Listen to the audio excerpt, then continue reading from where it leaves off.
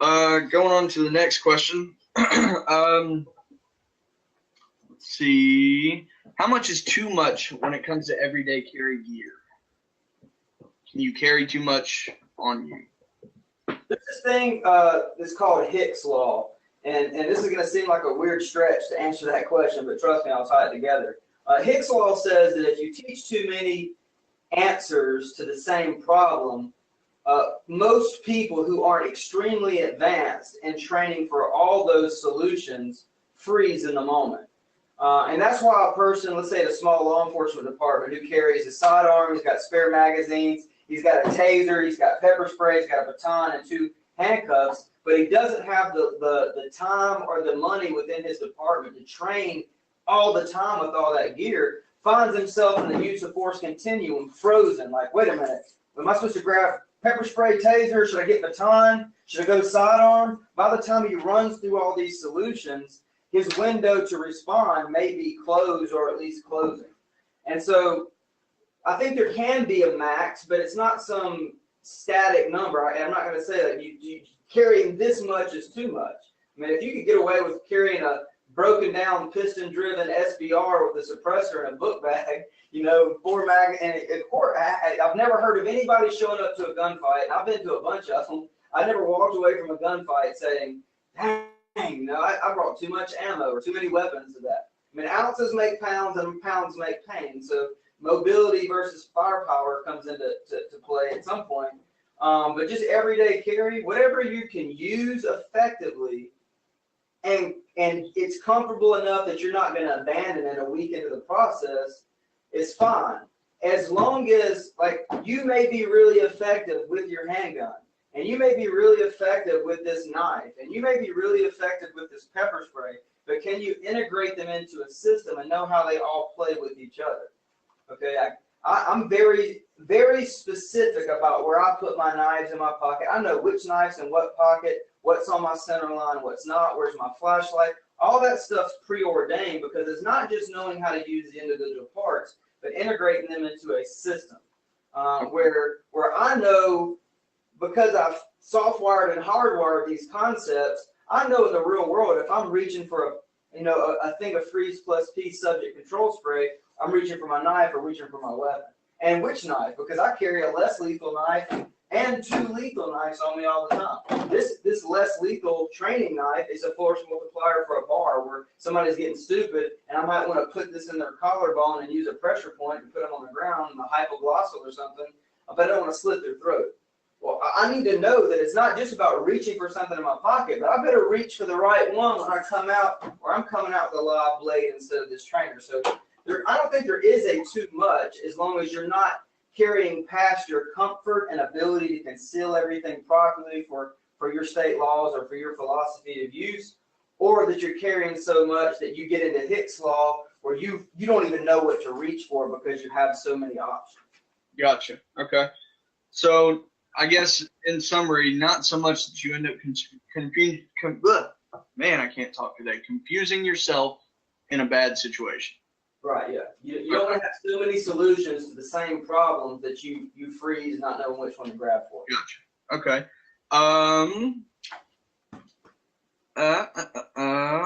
You know what? The next question, I think we've already covered.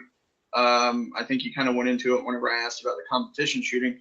But it was, do you think that people should indefinitely seek out training when it comes to self-defense, or is it feasible for someone to learn on their own?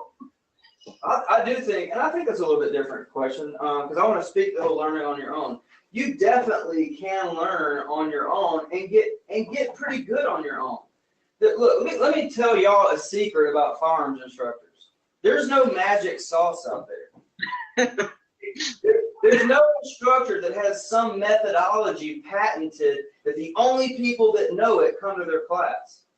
There's not a lot of new out there in terms of the core fundamentals and techniques.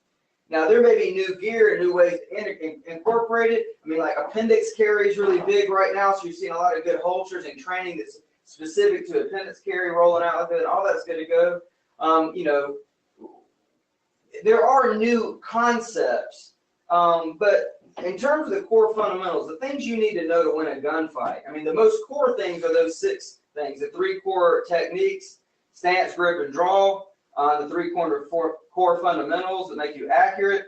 Sight alignment, sight picture, trigger control. Those 3 things with the handgun: stance, grip, draw, making you fast. Sight alignment, sight picture, trigger control, make you accurate. There's no instructor has anything new to offer for that. So it's pretty easy to get on YouTube in about 30 minutes, hear those core techniques and fundamentals, and then practice them.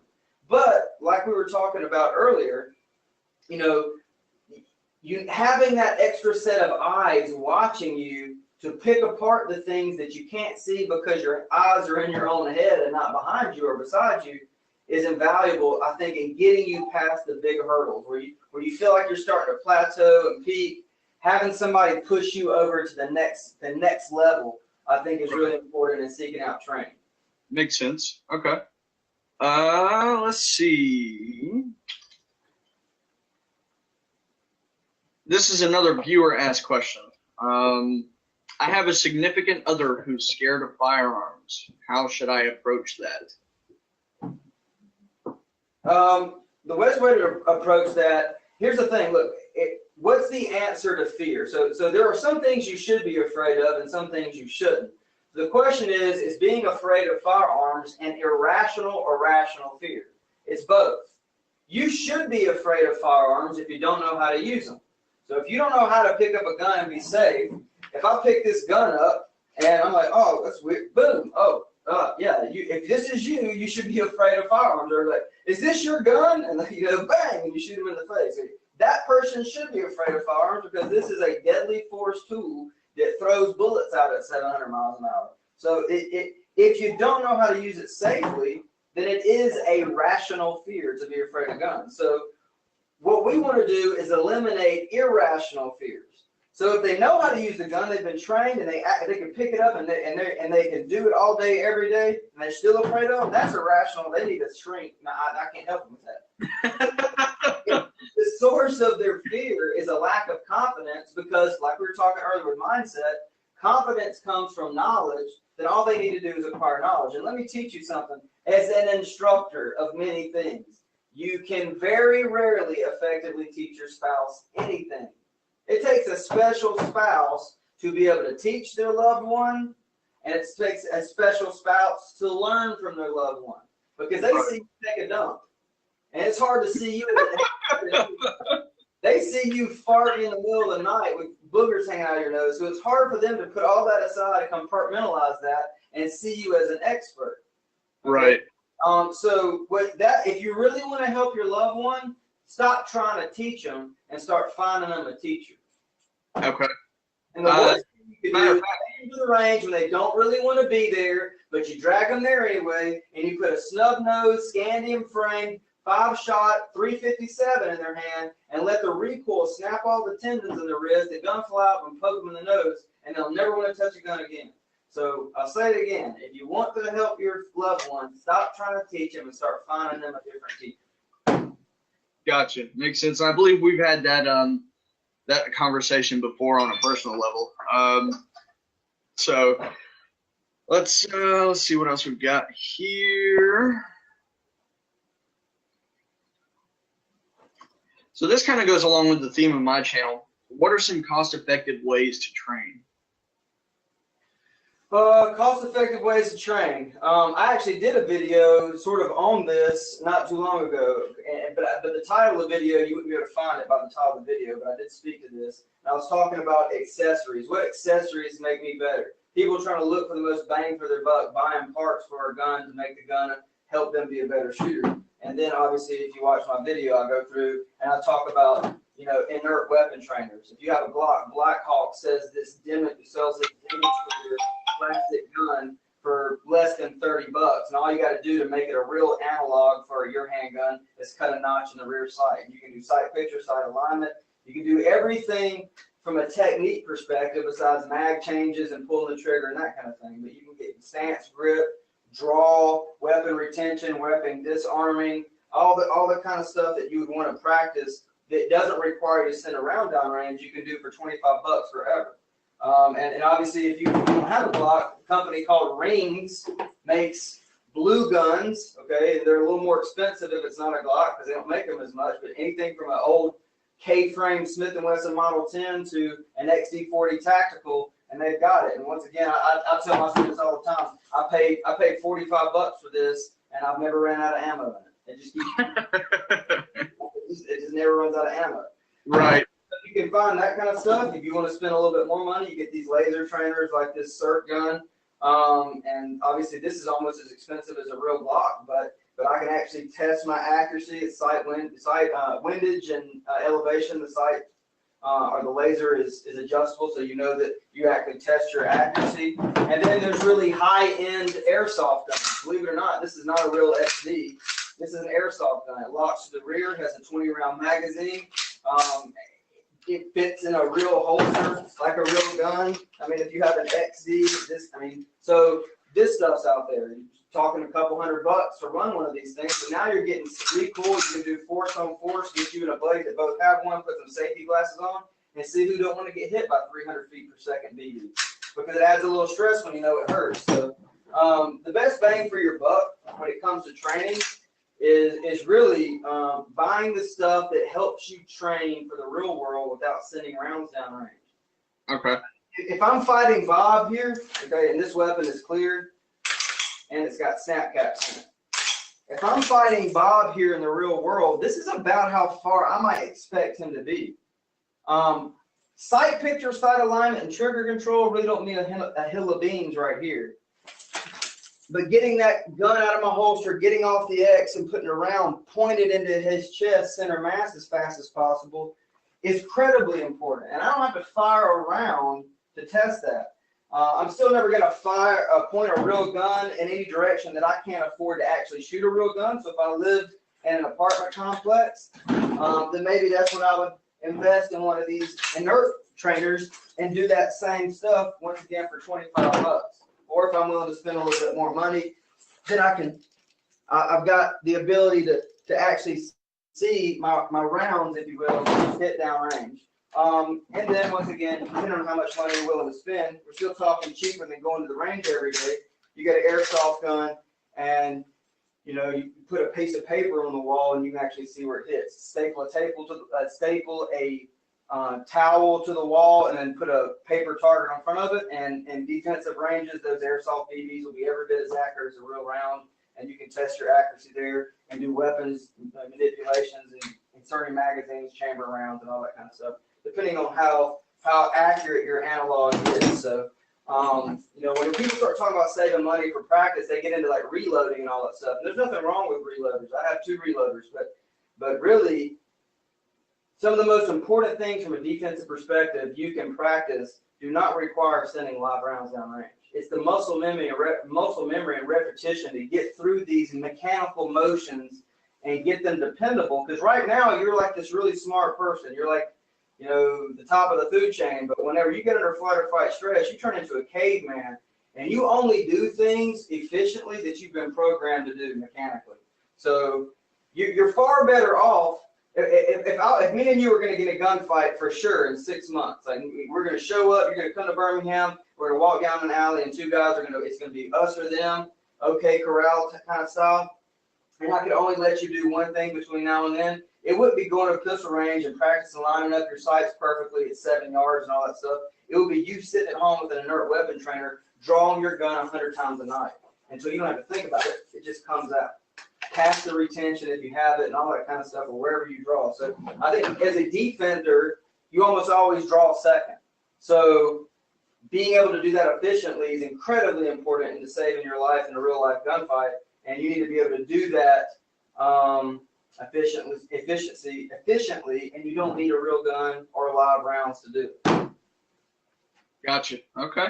Well, that's it. it. Shot clock would be great. A shot clock app where you can download that for free on your phone. And once again, just using it as a par timer. Set yourself a 2-second window, and when it beeps first and then beeps again, can you get your gun out of your holster and hear it click, or at least feel yourself press on a fake trigger within that 2-second window? Doesn't need to be able to hear anything to test that. It just gives you a par timer to see if you're getting the mechanics out in time in that window. Gotcha. Well, that's all of the questions that we have for now, man. So if you guys are still with us, I want to give you some some ways you can go out and win this free holster. So what we want you to do is subscribe to both channels, both Warrior Works and Bottom Shelf Defense. Share the video and write a comment on the video that's going to be on my channel, on Bottom Shelf Defense. And after, what do you say, Mark? 2 weeks? I say I give 2 weeks so that when they're sharing it, the people they're sharing it with can get in the game. Yeah, so 2 weeks. After you share the video, we'll announce a winner. Sounds good. I think this is going to be good. I hope it helps people, and I hope that enough of these questions and answers maybe evoke some new questions that other people think about as they're listening to this, or maybe we can expand on something we talked about.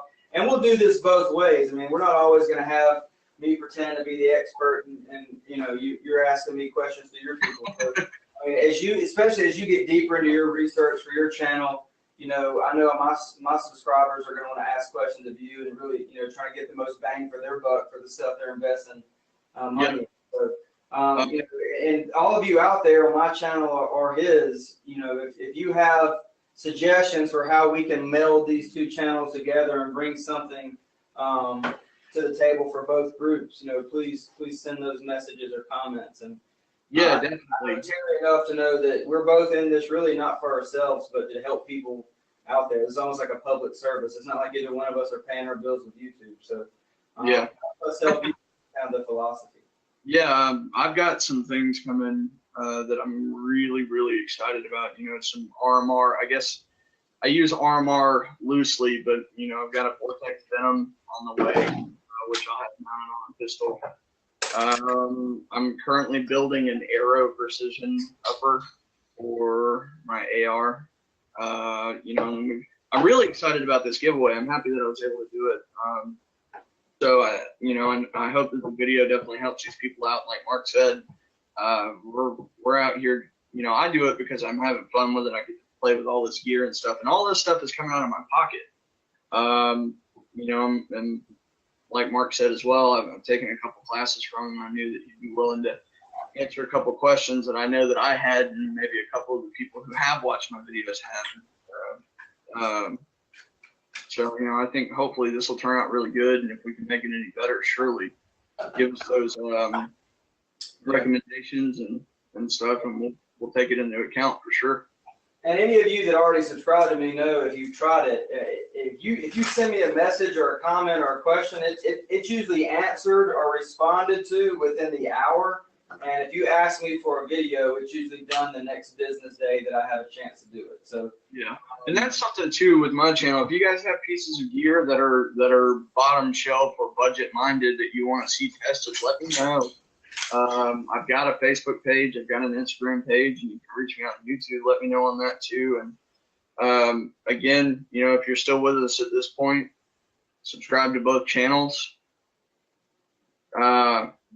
Share the videos and comment on the video that's on my channel, letting us know that you did that. And in 2 weeks, we'll get the code sent out to you so you can get a holster from Black Point. I think their lead time's running right around 4 weeks at the moment. So, you know, just whatever gun you got, or if you're missing a mag pouch or whatever the case may be, you know, definitely this is a good opportunity to get that. Sweet. Well, it's been fun, man. Yeah, man. I'm looking forward to doing the next one. All right, we'll see you around.